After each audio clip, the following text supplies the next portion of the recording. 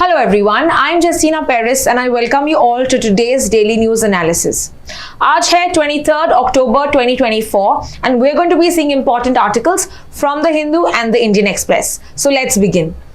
आज का पहला आर्टिकल हेडलाइंस दोनों द हिंदू और इंडियन एक्सप्रेस में है. It is with regard to bilateral relations with Russia, with China, जो इंडिया कर रहा है. Now how India is doing this? Because ये मिल गए हैं through the BRICS summit. BRICS का अभी समिट चल रहा है 22 से लेके 24 अक्टूबर. किस जगह पे ये हो रहा है? रशिया के कजान रीजन में. Right, this is the region जहां पे the summit is happening.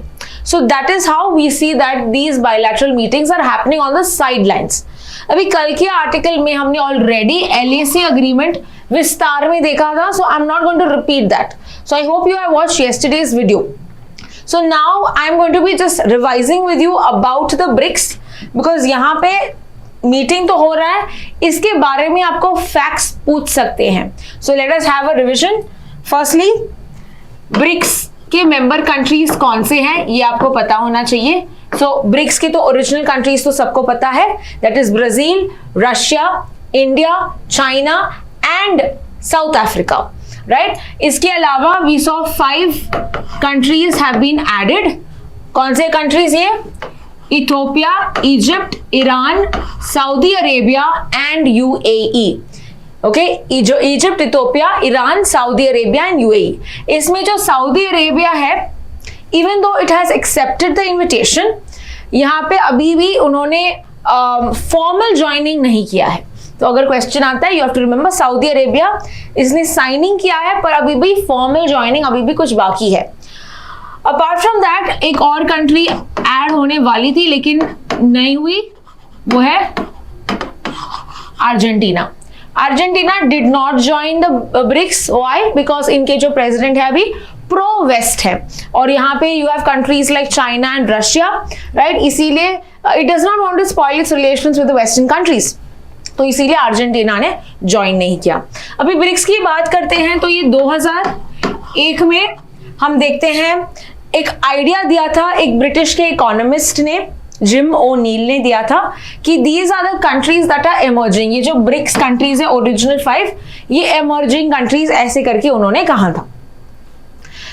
But 2006 में जो foreign policy in terms of foreign ministers meet हुए थे discuss about foreign policy in 2006.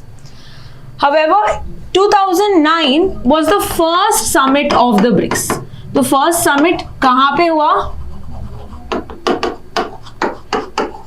ये कार्थरीन बर्ग जो है रशिया में. Okay, so Yekaterinburg which is the first summit that took place in which year? 2009. और अभी का जो समिट है वो कौन सा समिट है? It is the 16th summit. Okay, ये भी रशिया में हो रहा है but it is happening in a place called Kazan. Kazan is one of the largest cities in Russia. It is also called as the sports capital. It's also called as it's one of the wealthiest cities of Russia. और इसीलिए इसका ज़्यादा significance भी है culturally as well as with regard to other factors. So ये तो हमने summit देखा है. अपार्ट फ्रॉम दैट यहाँ पे कुछ इंपॉर्टेंट डेक्लेरेशंस ये भी हम देखते हैं. So if they ask you Kazan declaration किसके बारे में है, it is with regard to the BRICS. Now we are going to see summit होने के बाद what are the new agreements, new कुछ आता है, ये सब हम in the coming times we will see what is the outcome of this BRICS summit.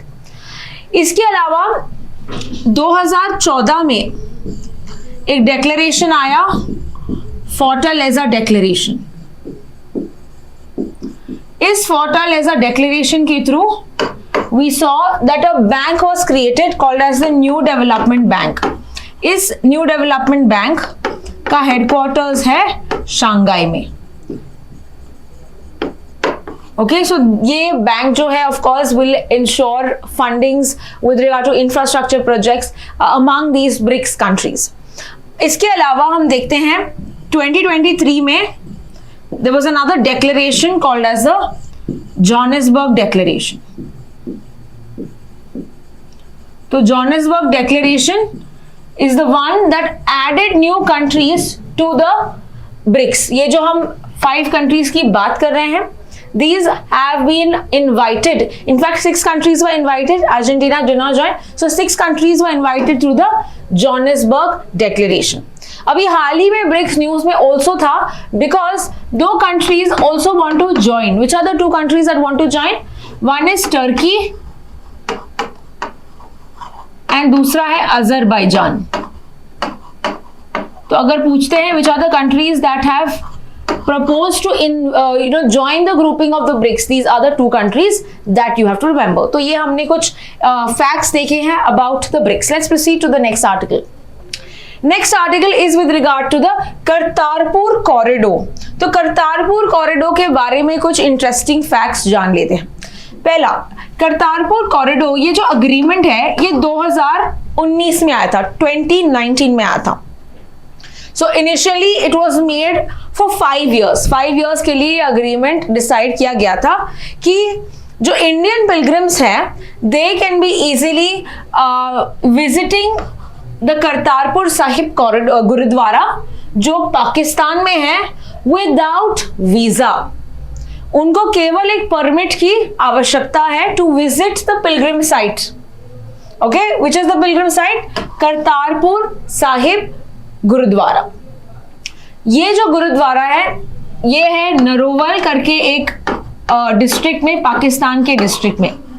On the other hand they are also connecting another gurdwara which is on the Indian side, जो पंजाब के side में है, डेरा बाबा नानक.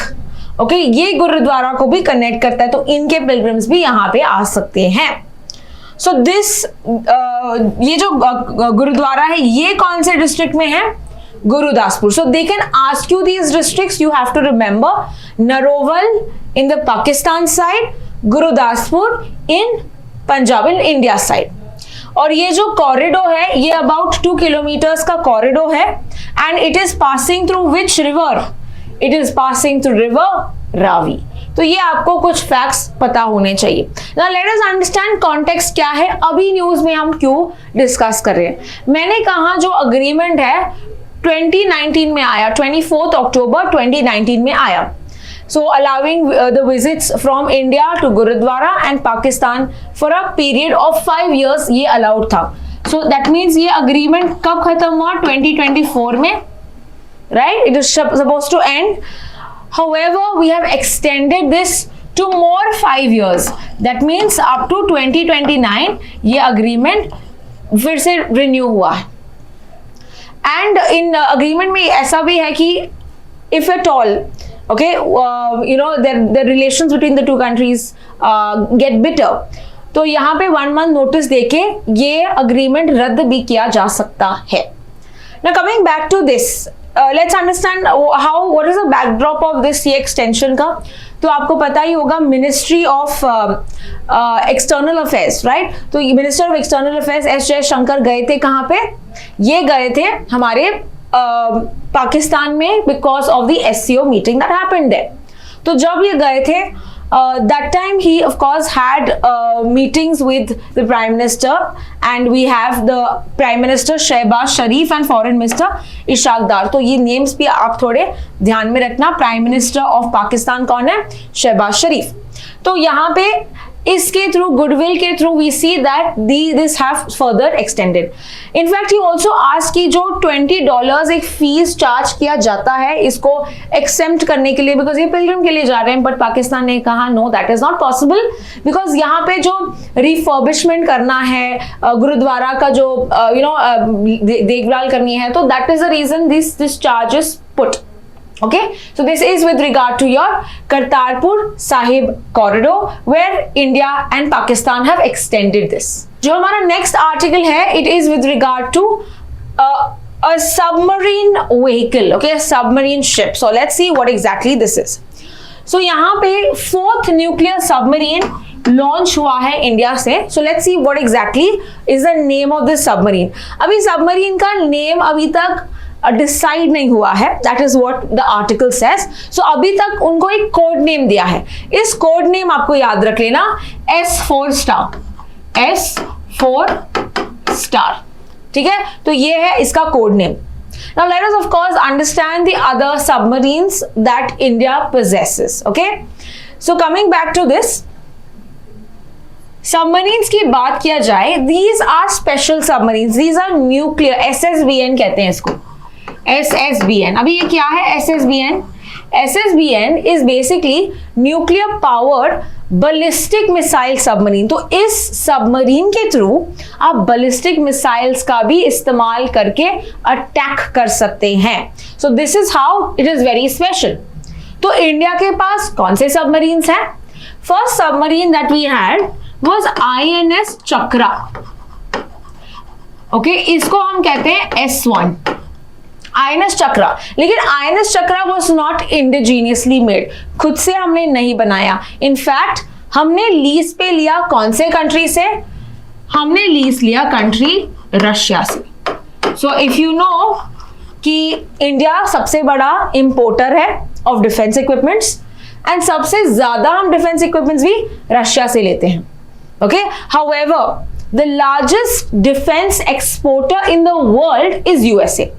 सो recently we also see India US के relations भी काफी बढ़ गए हैं with regard to defence. Recently we had read about MQ-9B drones, सोसाइक agreement, security of supplies agreement. तो ऐसे ऐसे करके हम देख रहे हैं यूएस के साथ भी हमारे डिफेंस टाइज बढ़ा रहे हैं। Now coming back to this, INS Chakra तो हमने रशिया से लिया, बट हमको पता है कि हमको खुद से भी डेवलप करना था, हमको आत्मनिर्भर बनना था, राइट। सो इंडिजीनियस इसी रेस में we had the first submarine that was made by India, it was called as INS Arihant. तो INS अरिहंत की अगर हम बात करें, this is called as S2 because S1 is this, so this is called S2। ये first submarine है that is made by India। इसके बाद भी हमने और दो सबमरीन्स बनाए हैं। So which are the other two submarines? INS Arihant, okay, this is one of the latest ones, and also जो अभी recently you can say develop हो गया है, that is INS Aridhaman. Okay, so these are the three। Arihant है, this was commissioned in August, and third one जो है trials हो रहे हैं अभी, वो है अरिधमन। तो ये हुआ S2 और ये हुआ S3। No, sorry, this became S3 ना, then ये S2 हो गया, फिर ये S3 हो गया, और इसको बोलते हैं S4। ओके, अभी हमने जो ट्रायल किया है, लॉन्च किया है एडवांस्ड सबमरीन, इसको हमने अभी तक नाम डिसाइड नहीं किया है, इसीलिए हमने इसको S4 स्टार ऐसे। So now we will see soon, the name will come out कि इस सबमरीन का नाम भी क्या है। एज आई टोल्ड यू, इससे बैलिस्टिक मिसाइल्स भी हम लॉन्च कर सकते हैं। तो कौन से बैलिस्टिक मिसाइल हमने लॉन्च किया है? K4 मिसाइल, ठीक है। So they can ask you which is the missile that is launched from the submarine, and the name you can remember is S4 star, right? So this is with regard to the defense news with regard to the submarines। Let's proceed to the next article। अगला article है Commonwealth games के regarding. आज के Indian express में ये article है कि Commonwealth games जो 2026 में होगा, ओके, कहां पे होगा? ये होगा ग्लासगो में। ओके, तो ग्लासगो में एक कॉप भी हुआ था। Can you tell me what COP? Conference of parties that happened in Glasgow. Let me see how many of you all remember it. Anyway, 2026 में हम देखते हैं कि कॉमनवेल्थ गेम्स 2026 ग्लासगो स्कॉटलैंड में हो रहा है, होगा, राइट। सो इसके बारे में we have seen some new information. What is this information? Information ये है कि पहले 17 स्पोर्ट्स हुआ करते थे, अभी 17 में से हम देखते हैं सिर्फ 10 स्पोर्ट्स होंगे। दैट मीन्स 7 स्पोर्ट्स को वाइप आउट किया है, निकाल दिया गया है। अभी कौन से स्पोर्ट्स को निकाल दिया गया है? जो स्पोर्ट्स इंडिया काफी बेहतर है, मेडल्स लेके आता है ना, उसी स्पोर्ट्स को निकाल दिया। तो India is very upset that you have removed the sports in which we are very good. Now, which are the sports? The sports include hockey, the sports include wrestling, the sports include cricket. तो यहाँ पे कौन से sports है quickly देखते हैं. Badminton, cricket, hockey, squash, table tennis, wrestling. ठीक है, these are the 7 sports that have been eliminated in the 2026. तो कौन से sports हैं? Sports कौन से हैं ये अभी देखते हैं. These are the sports that are now going to be there. Okay, that is athletics, swimming, gymnastics, cycling, netball, weightlifting, boxing, judo, bowls and we see basketball. तो ये sports केवल होंगे. So what is the reason why they have removed? Is it because India काफी अच्छा है उसमें इसीलिए निकाला गया है? No, it's not the reason. Given at least कि logistics cost ज़्यादा खर्च करना पड़ता है उनको ऐसे sports में, so they arena and everything, so that is why they have tried to eliminate those sports. Now coming back to Commonwealth Games. Commonwealth का मतलब क्या है? Those countries that are associated or they were once part of the British Empire, इसको हम Commonwealth कहते हैं. The countries that were part of the British Empire. So we see that the sports are around this, but it's not exclusively for the ones who are in the British. तो बाकी के countries भी आ सकते हैं. Okay, now this happens once in every 4 years. जैसे हम Olympics देखते हैं वैसे ही ये 4 साल में एक बार होता है. तो 2022 का जो था, this happened in Birmingham. Okay, now question, first Commonwealth game कहाँ पे हुआ? First Commonwealth game हुआ था 1930 में. Okay, 1930 में कनाडा में we see that the first one that was happened there, and 2026 में हमने देखा ग्लासगो में हुआ. So this is with regard to Commonwealth Games and the recent update, and we are going to see because many of the sports players are saying कि हमको इसको boycott करना चाहिए. ये सब भी न्यूज अभी है, अभी देखते हैं 26 के लिए what are the new things that are going to come. But kind of questions that can come is who is the host for this times Commonwealth. ये सब ऐसे questions आपको आ सकते हैं. कौन से sports included है, ये सब भी आपको आ सकता है. Let's proceed to the next article, and the next article is with regard to biodiversity COP. तो हमने Conference of Parties तो देखा है पहले, बट हमने जो COP29 की बात की वो बायोडाइवर्सिटी से रिलेटेड नहीं, लेकिन क्लाइमेट चेंज से रिलेटेड है. Let me explain this in a little detail. So firstly आपने ये बहुत फेमस अर्थ समिट सुना होगा. अर्थ समिट या इसका दूसरा नाम है Rio summit, right? Rio summit. तो ये रियो समिट जो है ये कब आया था? 1992 में. And it is called Rio Summit because it happened in Rio de Janeiro in Brazil. So this is one of the important summits talking about climate change, talking about biodiversity, right? And 1992 में they gave 3 important conventions. कौन से ये conventions? पहला convention है UNFCCC. दूसरा convention है UNCCD और तीसरा कन्वेंशन है UNCBD. Let us understand these 3 conventions. First convention UNFCCC, which is called as United Nations Framework Convention on Climate Change. ठीक है, ये जो समिट है ये क्लाइमेट चेंज से स्पेसिफिक है. जैसे हम देखते हैं जो पेरिस अग्रीमेंट है COP21, जो अभी बाकू में होने वाला है COP29, ये सब समिट्स इसके हैं. तो इनका मेजर मकसद है क्लाइमेट चेंज को कैसे टारगेट करना, कैसे मिटिगेट करना, कैसे अडेप्ट करना उससे, right? So every year annually they have a summit. Then comes UNCCD. ये हर इनका समिट जो है इनका जो मकसद है या इनका फुल फॉर्म पहले ये देखते हैं. United Nation convention to combat desertification. Desertification यानी जो एरिड रीजन्स हो रहे हैं, okay, the fertility of the soil is decreasing, soil is reducing its fertility या बिकमिंग एरिड एंड डिजर्टिफिकेशन हो रहा है, तो इसको रिस्टोर करने के लिए दूसरा कन्वेंशन आया। तो ये जो कन्वेंशन है, इनके समिट्स 2 साल में एक बार होता है।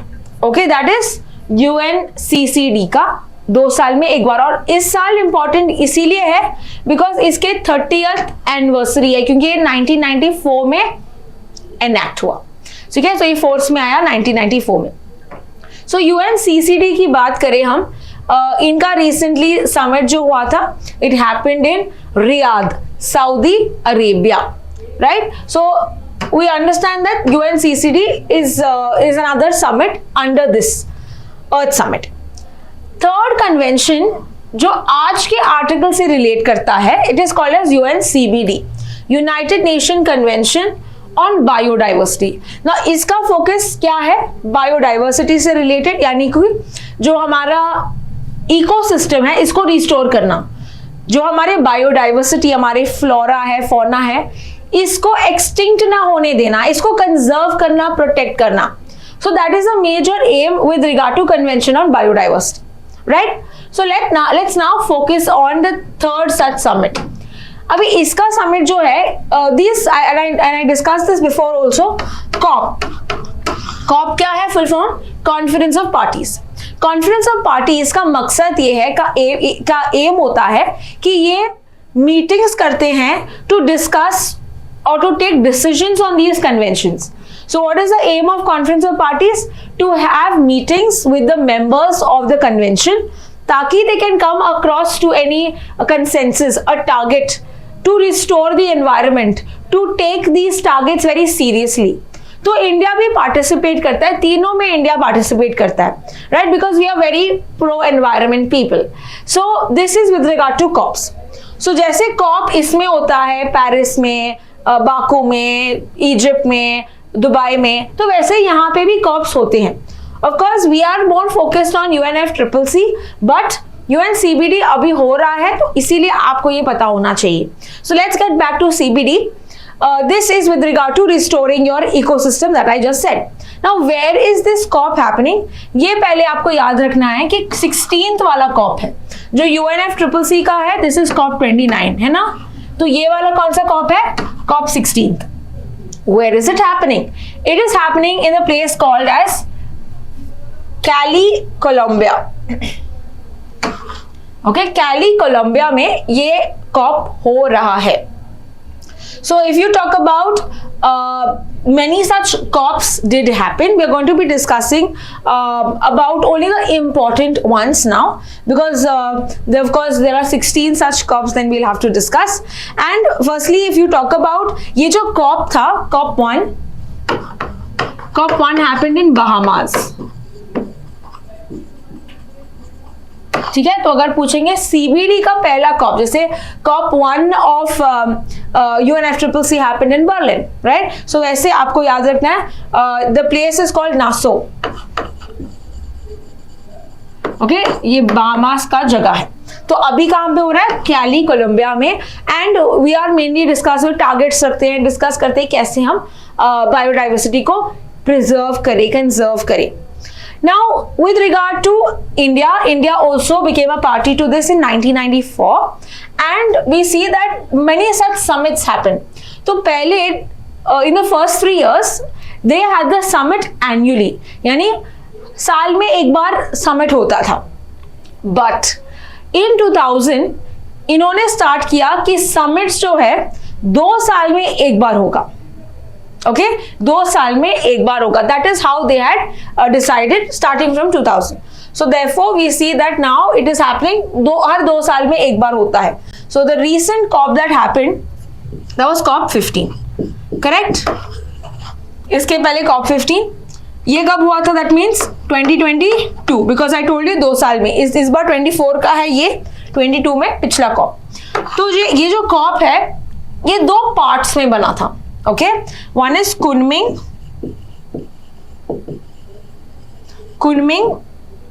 and the next one is Montreal. Okay, so COP 15 happened or took place in 2 parts, in 2 different locations. First is Kunming. Kunming कहाँ पे है? कुनमिंग है चाइना में, okay, and Montreal, Canada.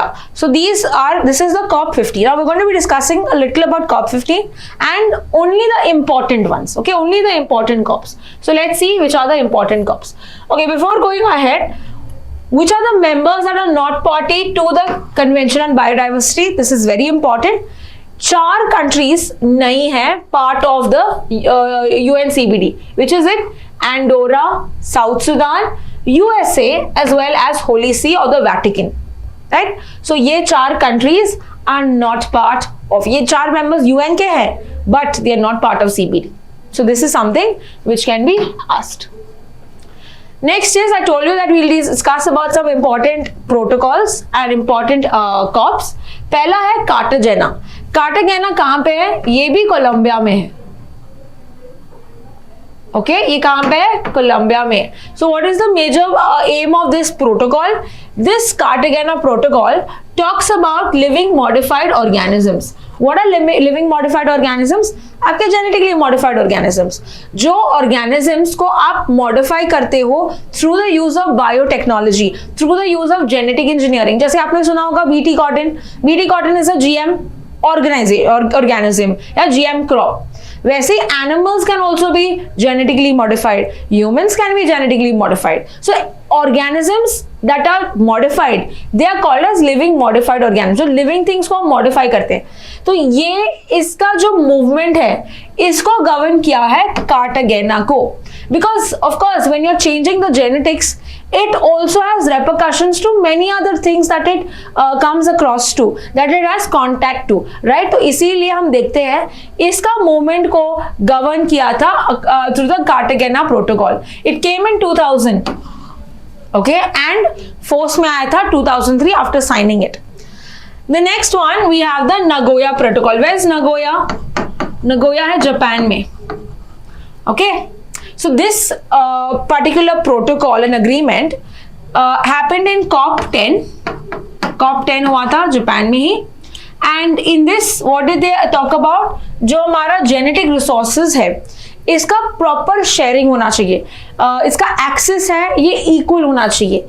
So मान लेते हैं कोई forest land में there are some tribe groups that are worshipping maybe a sacred grove. Okay, some plants, some species.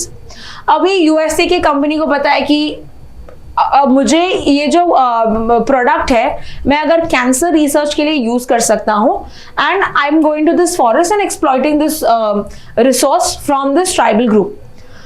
Now in this, according to this protocol, ये जो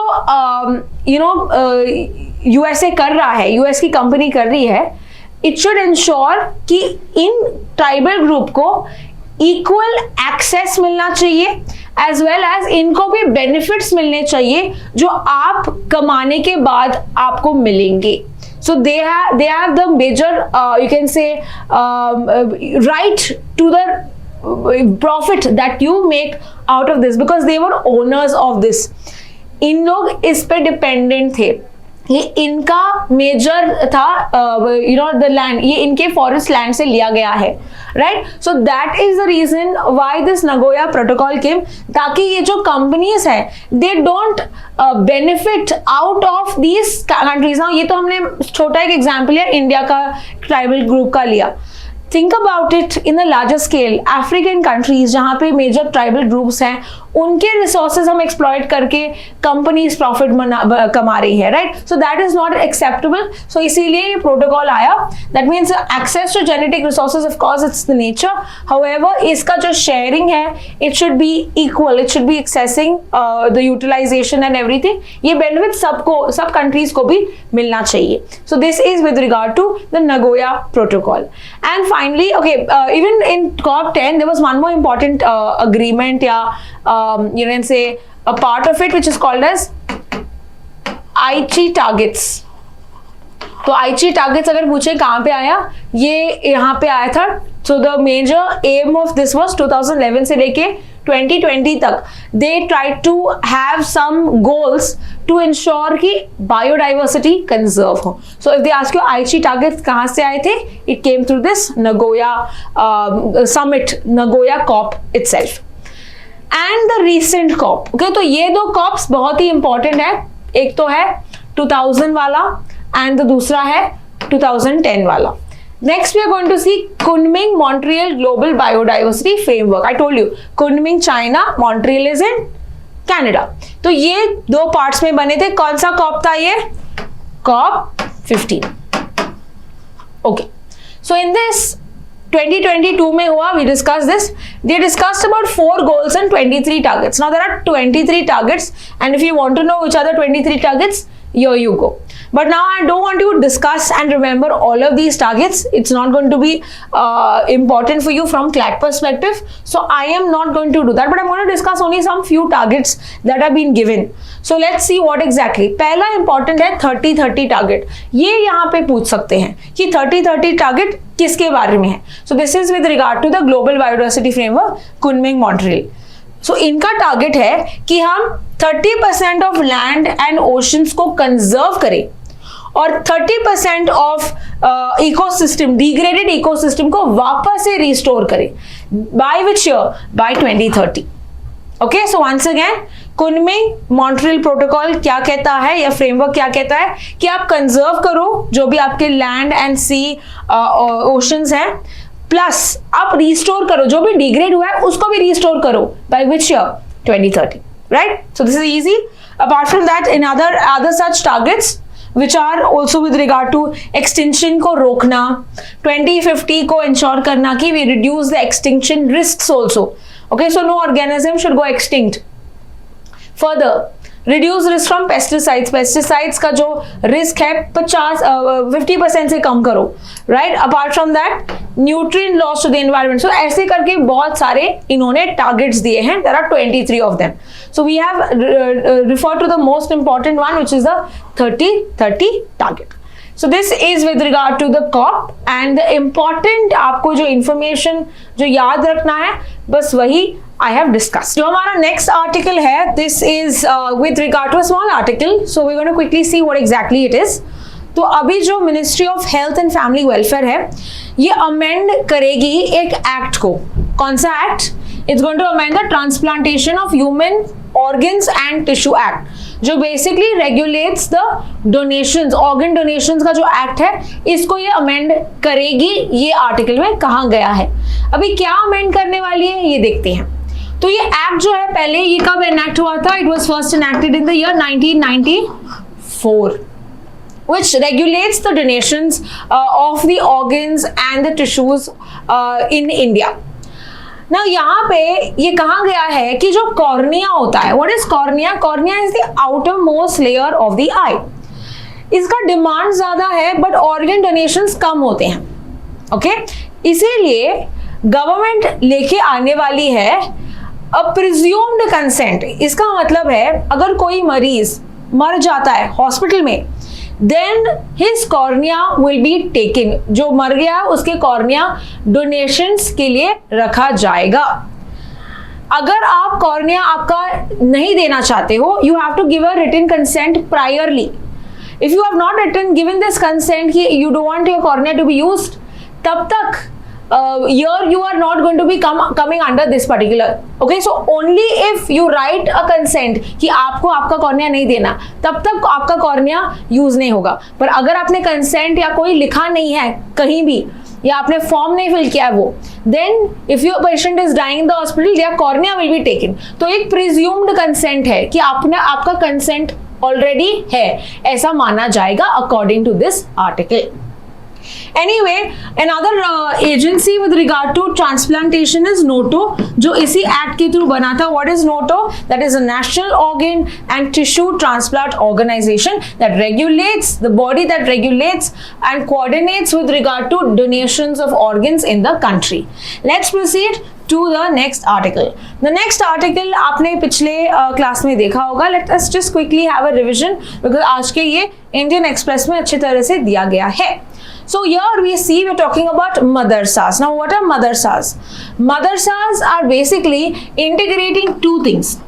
One is religious education along with modern secular education. तो जो institutions दोनों religious education और secular modern education को integrate करते हैं, इनको मदरसास कहते हैं, and this is predominantly with regard to your Islamic studies. Now religious जो एजुकेशन होता है, इसको यू कैन से डोमिनेट किया जाता है, इसको प्रेसिडेंस मिलता है, यानी ज्यादातर you have religious education over the secular modern education. That is what is given in this institutions. Now इसको रेगुलेट करने के लिए एक एक्ट आया था। What is the name of the act? It is the UP मदरसा act of 2004। इस act के according there will be a board that will be created. What is the name of the board?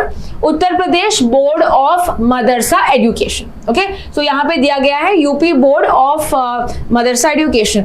इसका काम क्या होगा? इसका काम होगा विथ रिगार्ड टू इंश्योरिंग कि करिकुलम क्या होगा, क्या बच्चा पढ़ेगा, ये सब बताया जाएगा इस बोर्ड के जो मेनली मेंबर्स होंगे मुस्लिम कम्युनिटी के ही। Okay, so this is the major you can say objective of this board, to ensure the curriculum, course prepare करना, exams conduct करना, starting courses from Maulvi यानी equivalent to 10th या फजल which is masters तक। तो ये इनका काम होगा।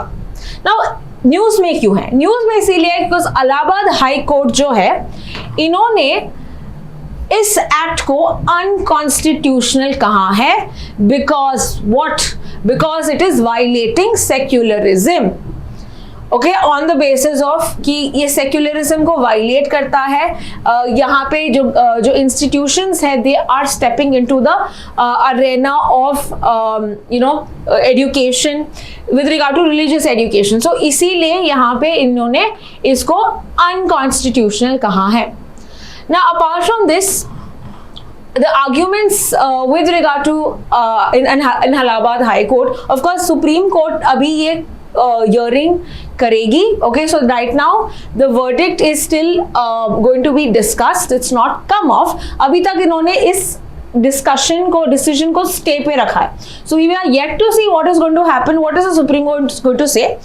And Supreme Court जो कहेगा, this will also have repercussions or this will also change the balance with regard to other institutions. जैसे आपने गुरुकुल सुना होगा या आपने कॉन्वेंट स्कूल सुना होगा, राइट? सो यहाँ पे भी रिलीजियस एजुकेशन दिया जाता है, right? So this is also going to change the balance of the religious educations and the secular education in the country. Now coming back to this, what is the various, you can say, principles relating to this particular judgment? पहला है secularism. Secularism हमारे preamble में amendment के through add हुआ था. Which amendment? 42nd constitutional amendment act. 3 words add हुए थे. What are the 3 words? Secularism, socialist and integrity. Right, these 3 words are added. तो पहला है कि सेक्युलरिज्म, जिसका मतलब है कि equal treatment to all religions. Equal treatment to all religions. कोई भी एक रिलीजन को गवर्नमेंट प्रायोरिटी नहीं देगी. Government does not have any state religion. इसका मतलब है secularism. So this in a way when we see that जहाँ पे जब यूपी जो गवर्नमेंट है ये ऐड कर रही है in terms of some changes in this particular institutions, we see that yes, it is stepping into this. So that is why Allahabad High Court has considered it unconstitutional. Apart from that, right to education जो state करता है कि free and compulsory education होना चाहिए 6 to 14 years, right? And it should be secular education that we're talking about. तो ये जो modern education में जहां पे हम फोकस करते हैं according to the RTE act of 2009, ये जो act talking about more religious education, it is creating a contradiction. एक जगह पे आप कह रहे हो कि compulsory education on the lines of secular education में होना चाहिए, right? But on the other hand madrasas are providing religious education. So this is what is creating inconsistency, and therefore we see that Allahabad High Court had stepped into this, and therefore now the ball is in the court of the Supreme Court. तो अभी ये decide करेगी कि what should be the way forward. So we're going to see for the upcoming judgment in this regard. Let us see the last article of the day, which is with regard to cloud chamber. तो ये क्या है cloud chamber? Under which mission is it? Under mission मौसम, तो अभी हम देखते हैं पहले कि मिशन मौसम क्या है।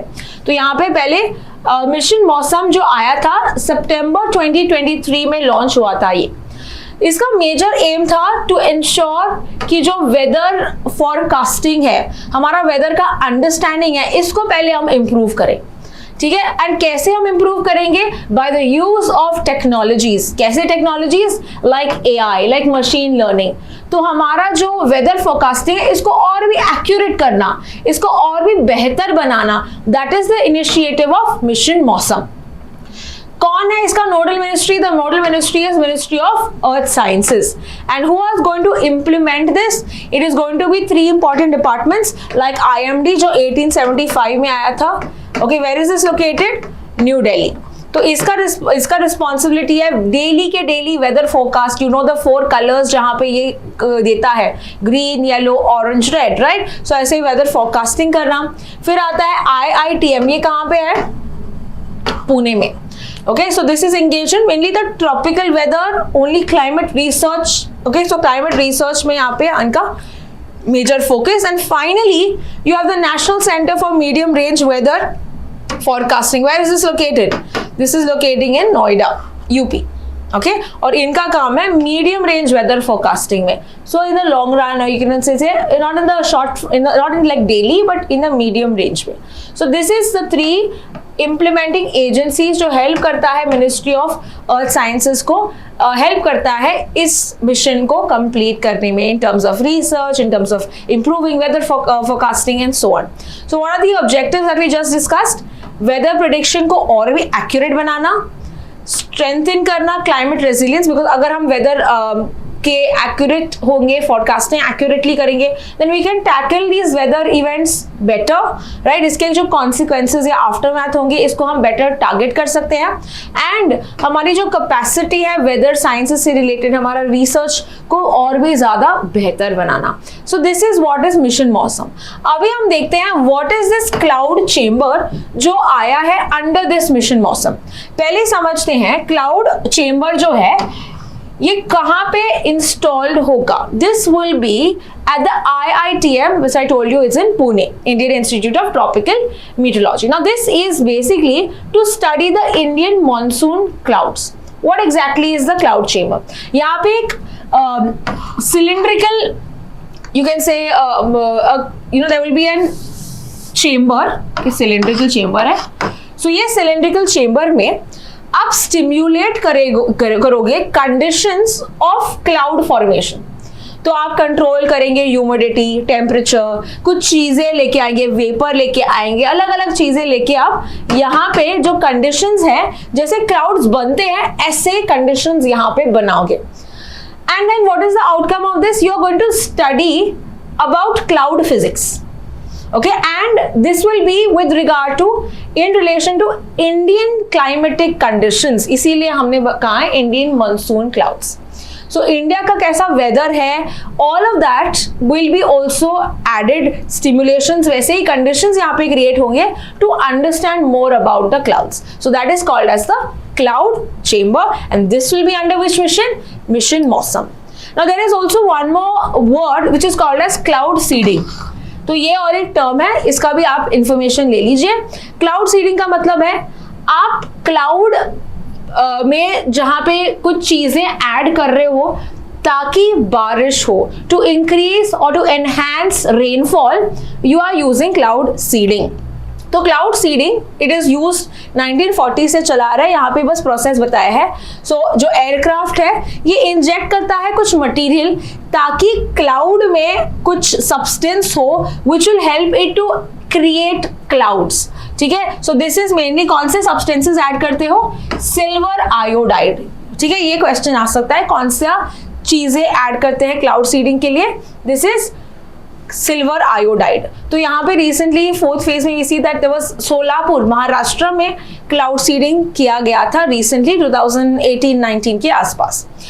अपार्ट फ्रॉम दैट ये जो केमिकल्स हैं this will help creating more clouds, condense करेगा and this will create rainfall.